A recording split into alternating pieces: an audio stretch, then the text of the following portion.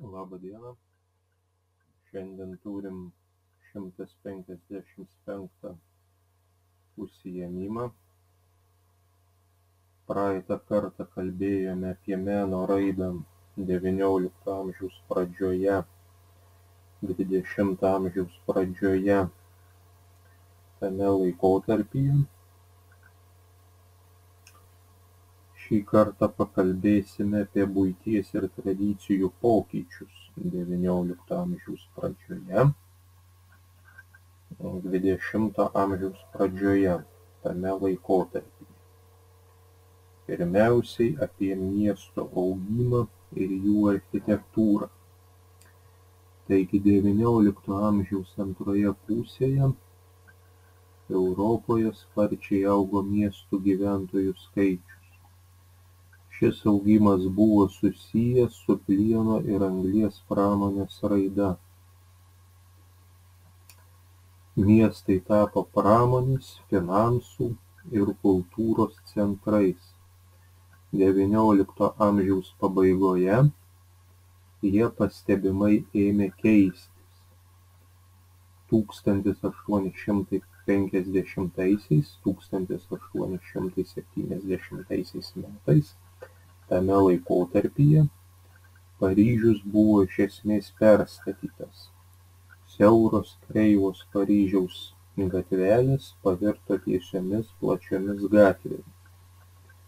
Miestų gatves buvo pradėta grįsti akmenimis, atsirado visuomeninis transportas. Ypač sparčiai augo Londonas, kuriame XX amžiaus pradžioje gyveno 7 milijonai žmonių. Nuo XIX amžiaus vidurio miestų architektūra neteko stilistinio vieningumo, įsivyravo eklektika, kuriai būdingas laisvas įvairių stilių derinimas. Architektai savo kūryboje jungė gotikos, klasicizmo, baroko elementus. Ryškiausias tokio derinimo pavyzdys tai parlamento rūmai Londone. Plečiantis miestams buvo statoma daug visuomeninės paskirties pastatų. Tai yra geležinkelio stotys, bankai, parduotuvės, viešbučiai, daugiaaukščiai gyvenamieji namai. XIX amžiaus pabaigoje statyboje pradėtas plačiai naudoti plienas ir gelžbetonio konstrukcijos. Šių medžiagų naudojimas statybose sudarė prielaidas pastatyti pirmuosius dangoraižius, kurie iškilo Čikagoje ir Niujorke. Pažymint 100-asias Prancūzijos revoliucijos metines 1889 metais Paryžiuje buvo pastatytas Eifelio bokštas. 300 metrų aukščio metalinės konstrukcijos statinį suprojektavo Gustavas Eifelis. Įdomu tai, kad iki Eifelio bokšto atsiradimo aukščiausias statinys žemėje buvo Cheopso piramidė. Apie gyvenimo sąlygų pasikeitimą. Augant miestams ir tobulėjant technikai, keitėsi varguomenės buitis. XIX amžiaus pradžioje darbininkai gyveno po 7–8 žmones viename kambaryje. Būtuose trūko erdvės ir šviesos. Nebuvo sutvarkyta vandentiekio ir kanalizacijos sistema. Atliekos dažniausiai buvo metamos į artimiausią upę. Stygo švaraus geriamo vandens, todėl dažnai kildavo epidemijos. Tačiau XIX amžiaus pabaigoje gyvenimo sąlygos miestuose ėmė akivaizdžiai gerėti. Pradėta statyti erdvesnius namus, sutvarkytas vandens tiekimas. Darbininkai galėjo dažniau praustis ir skalbti, tačiau vonia vis dar buvo prabangos dalykas. Anglijos ministro pirmininko rezidencijoje vonios kambarys buvo įrengtas tik 1914 metais. Nuolatos gerėjo darbininkų mityba. Dauguma galėjo reguliariai pirkti mėsos ir kiaušinių, išaugo cukraus, arbatos, kavos suvartojimas.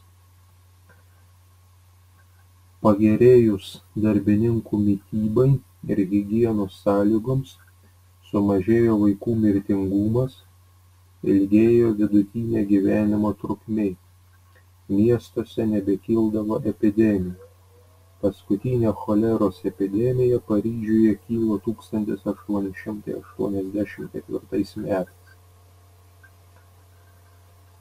Augant darbo užmokesčiui, darbininkai ėmė pirkti daugiau plataus vartojimo prekių, tai yra drabužių, avalynės. Darbo diena sutrumpėjo iki 10 valandų, o šeštadieniais buvo įvesta sutrumpinta darbo diena. Gerėjo ir darbo sąlygos. Darbdaviai daugiau rūpinosi darbo saugumu, todėl dirbant sumažėjo nelaimingų atsitikimų. Pradėtos skirti pašalpos nelaimės, ligos atveju, mokamos senatvės pensijos. Miestuose atsirado visuomeninis transportas. XIX amžiaus pabaigoje miesto gatvėse arkliais vežamus tramvajus pakeitė elektriniai. Londone 1863 metais buvo nutiesta pirmoji metropoliteno linija. Gerėjant gyvenimo sąlygoms atsirado daugiau laisvo laiko. Darbininkų gyvenimas tapo įdomesnis, įvairesnis. Laisvalaikį buvo galima skirti sportui, teatrui, kinui, koncertams, savišvietai. Miestuose duris atvėrė bibliotekos, muziejai, kino salės. Ypač žmonės mėgo cirką, kuris tuo metu išgyveno savo klestėjimo laikotarpį. Klausimai ir užduotys. Pirma, trumpai papasakokite apie miesto augimą ir jų architektūrą. Kokie būdingi miesto architektūros raidos bruožai išryškėjo XIX amžiaus viduryje? Pasakokite ir atsakykite remdamiesi pateiktą medžiagą ir žiniomis. Antra, trumpai papasakokite apie gyvenimo sąlygų pasikeitimą. Kaip pasikeitė darbininkų gyvenimo ir darbo sąlygos XIX amžiaus pabaigoje. Pasakokite ir atsakykite remdamiesi pateiktą medžiagą ir žiniomis.